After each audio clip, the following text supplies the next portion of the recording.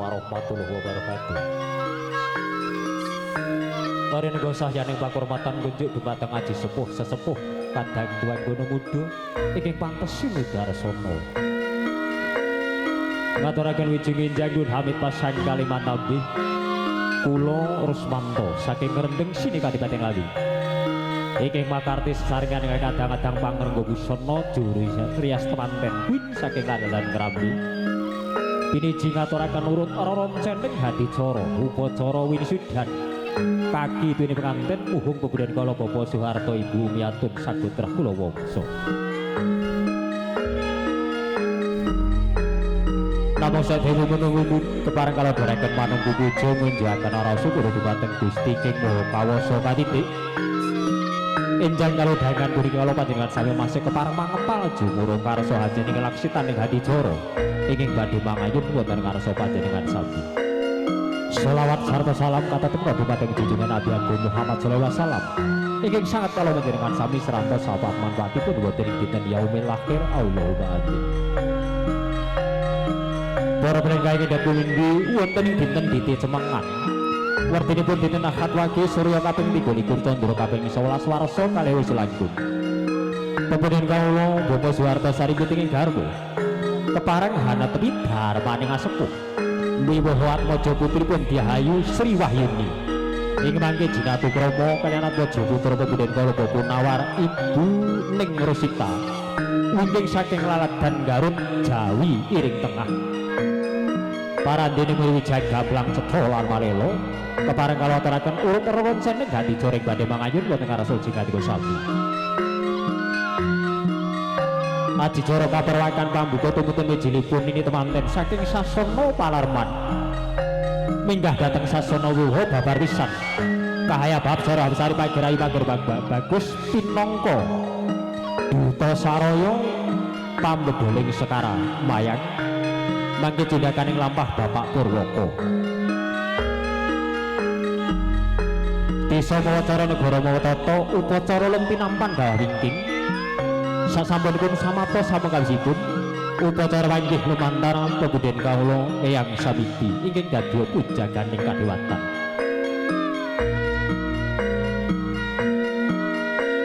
Adicara lepas bujang tumuntun kalajengaken upacara kerubungan jangkep sungkeman namung saderengipun rawuhipun kadang pisan tumuju wonten sasana piniji ingkang mangke piniji ambaya kadang pisan nunggih pepundhen kala Bapak Sidyono pepundhen kala Bapak Sidyono saripit ingkang garwa. Upacara sungkeman kapurakan pamawa sing belum saking mandharing inggih walikat ing menijang lolos pepundhen kala Bapak Edi Prayitno. Upacara lumpinampan kapurakan pasrah panggula wentah parandene silih salira bare agung pepundhen kala Bapak Nawar Ibu Ning Rosita saking Laladan Garut Jawi Ring Kilen mangke kasta pepundhen kala Bapak Kyai Haji Yadi tumunten tinampi pasrahipun lumantar pepundhen kala Bapak Joko Budi Saroso sulih salira rambataning atur pekalangi basa pepundhen kala Bapak Soeharto Sariputing garwa. Tangga Pacana Raharja Basik atur pambagya raja sing rawuh dumateng sahyaning Maranamu kasta pepundhen kala Bapak Haji Sip Sucipto kira pengen sepindah unastanan kira Kalendran pangge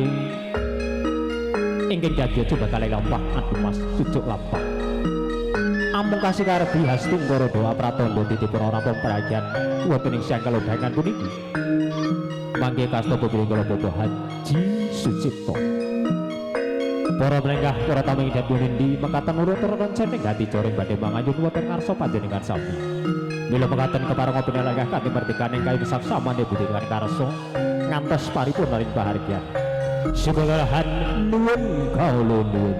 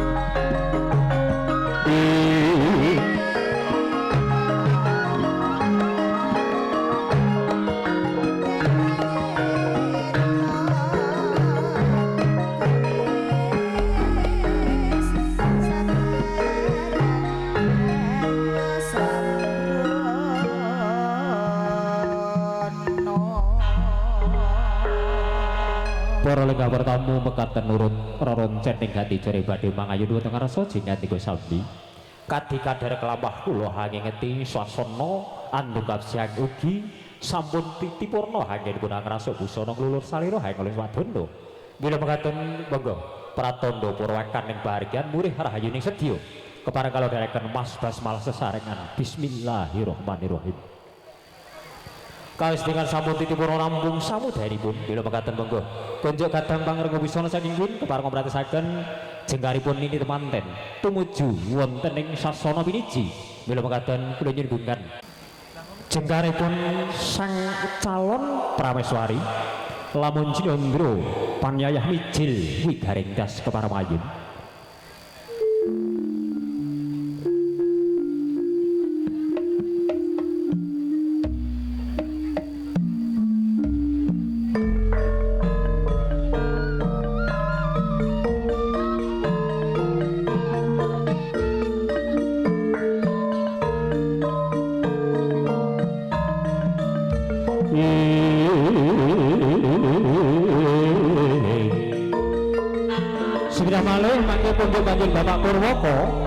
Bapak Purwoko kasuwun lumampah babar pisan sinartan pagerayu panggir bagus putri Dumas Talampati inggih mangke piniji amboyo wujudipun Sekar Mayang mugi kula nyuwun Bapak Suharto sareng Ibu Umiatun keparengahang apet-apet Diahayu Sri Wahyuni.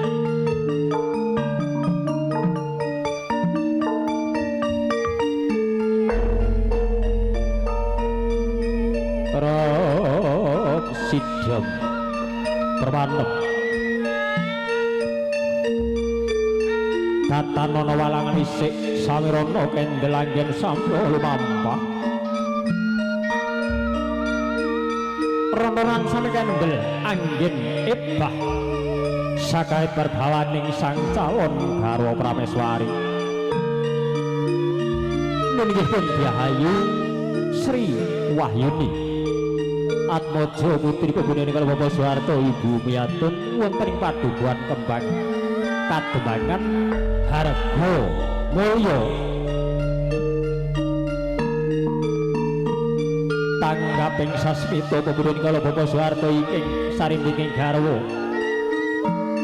miyat saking madaning sasana palanggahan tumunten tumuju sasana palarmanipun sang calon prameswari.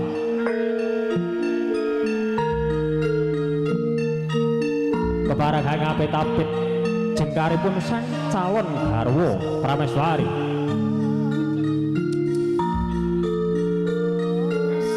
ngeling-eling wanodya tedhaing kusuma rembesing madu puspita dana warih yen besengut kawis tinggal patut yen nesu malah kawis tinggal ayu lon-lonan lampahnya jebangkah kebaing pengarah-arah sak pecak mendak sak jangka mesem nulat kanan nulat piring pratandha paringi panghormatan dumateng ing Samya Hamara Sebu kawis tinggal mencorong pasuryani lamun Cinandra saking Mandra panyah Batari Supra kang kanjog saking Wiyati cundakaning lampah patah sakembaran kawis tinggal menik-menik nuju krana panyayah dene ing kencana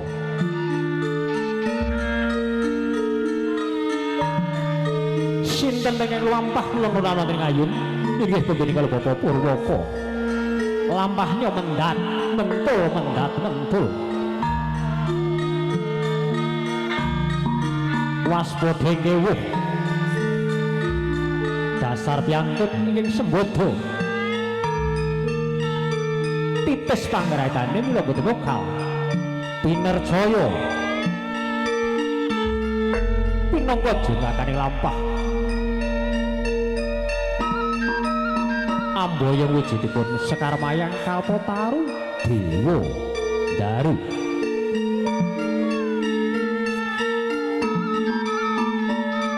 menika Bapak Suharto Ibu Umiatun pundi Bapak Suharto Ibu Umiatun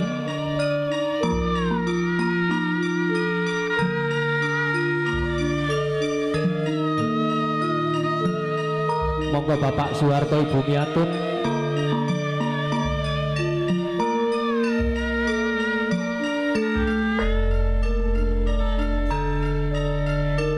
Bapak Suwarto Ibu Miatun monggo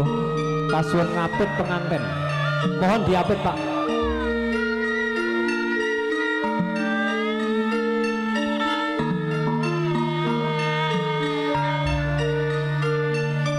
Monggo Bapak Suwarto tidak beri langsung boten napa-napa.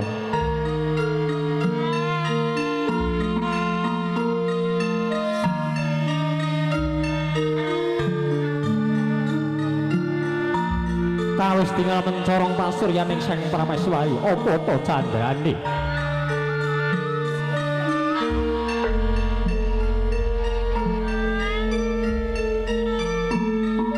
Arek bohangan dandanan grono ngurung latin manggis kariwat mojo miji timun jogo hangolan-olan alis wulan tumanggal ibet tumenging bawang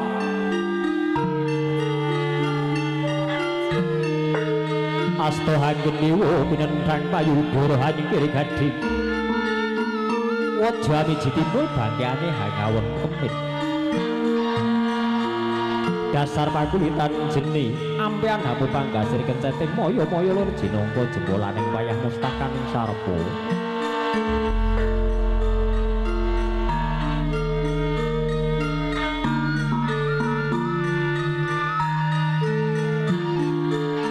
minggah wonten madyaning sasana reninggo baliraing linambaran permadani sedaya eden-eden pinangka syarat sarana winisudaning Sang Prameswari sekadang sekara sami panggung kembange melati kembange sing ngembang bagung rebut ducung pamer gadani boten kanten minasa balombang pating cereng pating ceromong sisiin pating galep biar banyak kartiku kang sini pernah dereng dangu lenggahin kebudin kal Bapak Suwarto keburojok tanpa laraban paraptaning kebudin kal Bapak Wurata pini jamboyong wujudipun kalmotaru duwendaru hangae bab sorapsari nuwun sewu Bapak kepareng kala mangayut kepareng kala ngaturaken uga rampe winisudanipun Sang Prameswari kene-kene bocah ayu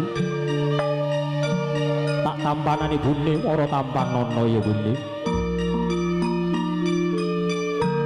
uga rampe syarat sarana winisudaning anakmu wadon ninggi bapane sliku ngestaken dawuh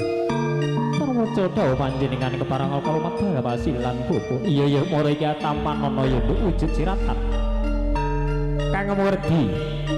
murih rahayining sedya niribede nirikara datan manggih pambengan sawiji apa laku ning anakku lanang mengko ninggi Bapak kula nyuwun tambah mengesti iya ndak dumpani saka kadohan ayo kanca daya lumampah medal metu pasilan kanca ayo pager bagus paula nomor maju dinggir sendika ngestaken dawuh Bapak kepareng kala aturaken uga rampung wisudaning Sang Kaptok paniki iya gene tak tampanane kula nyuwun tambah pangestu Bapak iya nggih tansah winantu karahayun datan manggih pambengan apa-apa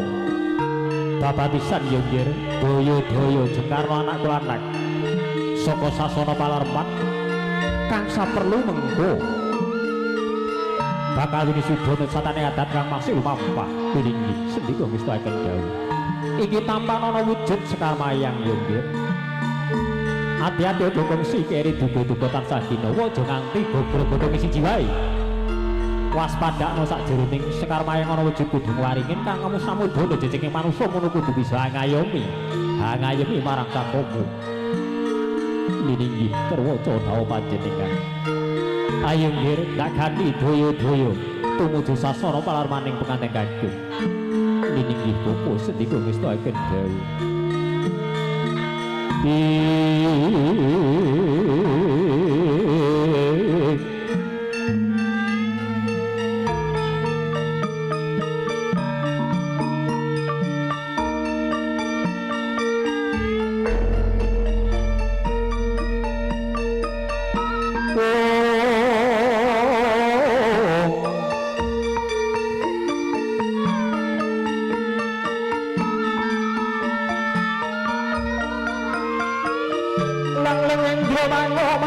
nungkung kan wang rimang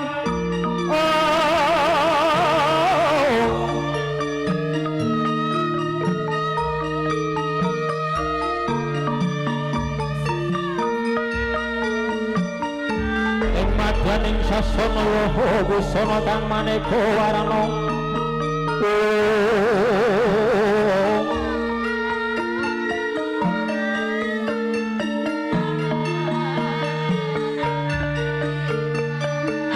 Kawiat berkaratikan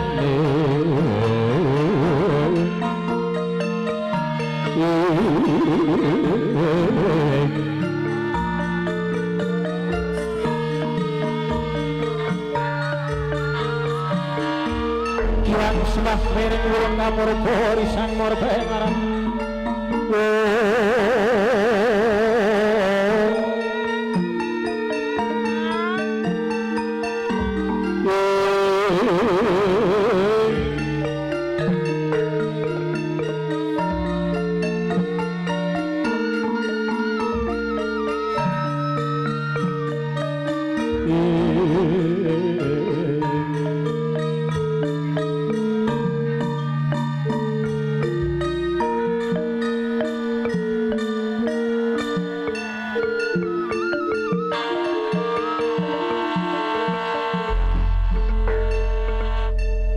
sampun katimis lumampah tumuju wonten ing sasana piniji nggih calon raja muda pengantin kagem nggih ana Mas Bagus Yuda Agus Permana ingkang wingking saking Laladan Garut Jawi iring kilen lamun Cinandra paniyah Masa Kurda angebu giru candraning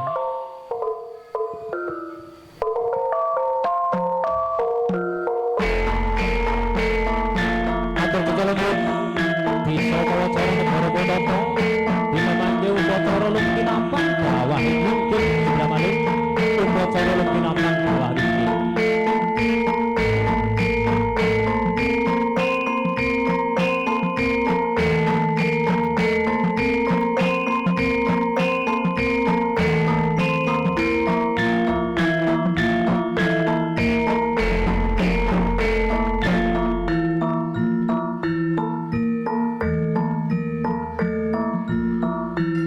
informasi kepada keluarga besar dari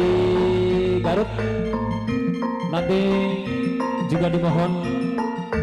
untuk memberikan doa restu acara temu temanten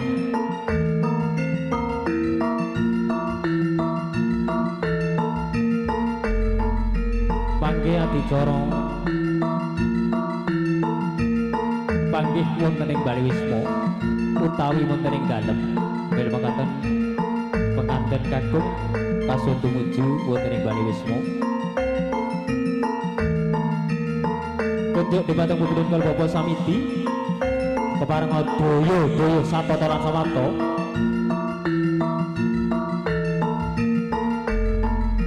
sawetahipun winisujan kaki pun pengantin hana mung pengantin dumateng punden kawula Eyang Samiti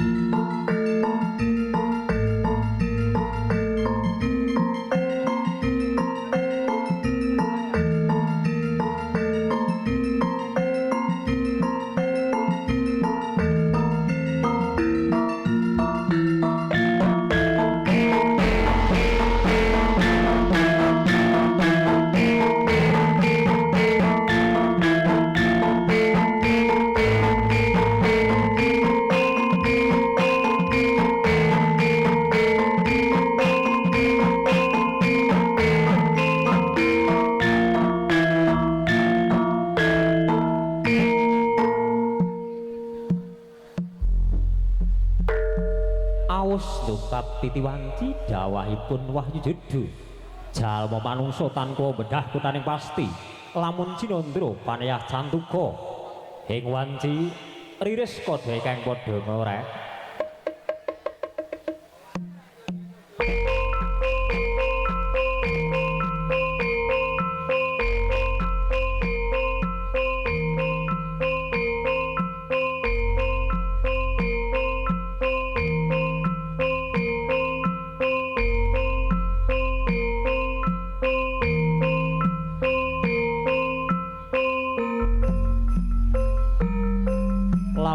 ana padhang dudu padhang ing arah hidung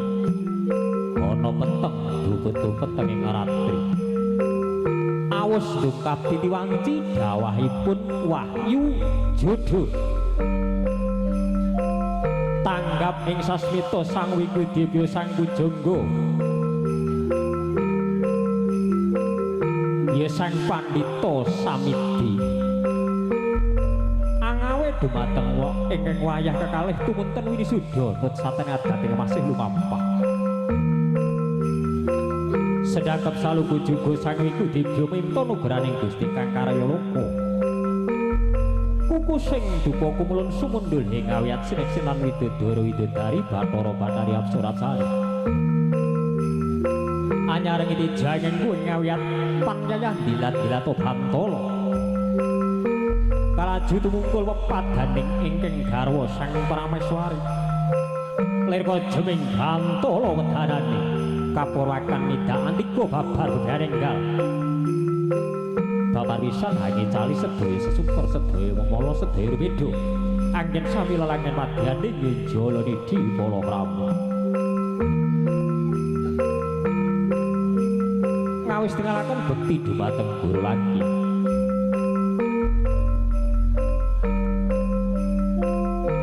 sinejaken tirta ingkang nganggo darup nyawiji sesekaran ingkang Gondowagi sinuwun lepat yundhayeng pangsapa keparang kawula ngawistiraken bekti dumateng guru lagi iya Dimas kene-kene kawis tingalna bekti mumarangipun Kakang Yai nggih senika ngestuaken maksih sedakep saluku juga Sang Wikudibya meminta nugrahaning Gusti kang murbeng dumadi hangrapal mantra sakti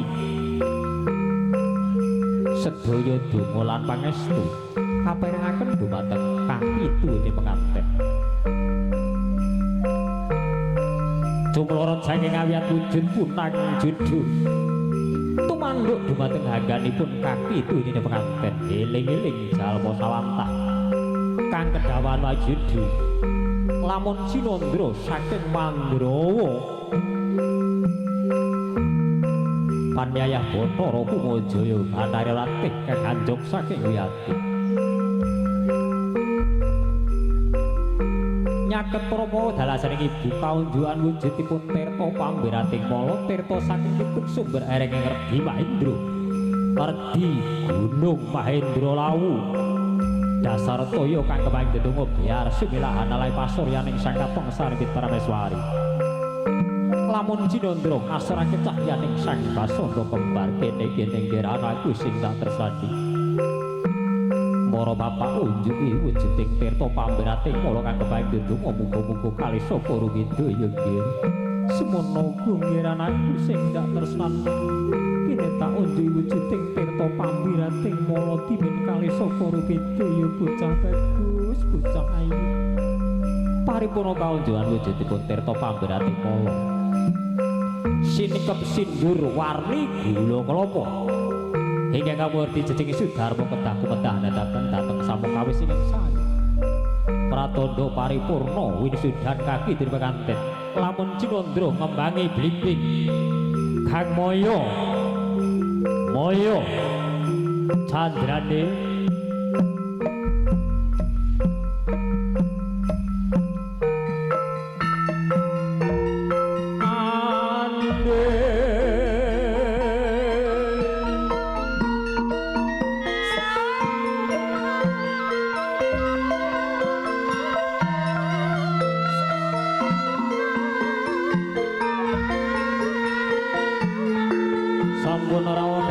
Sarimbit Prameswari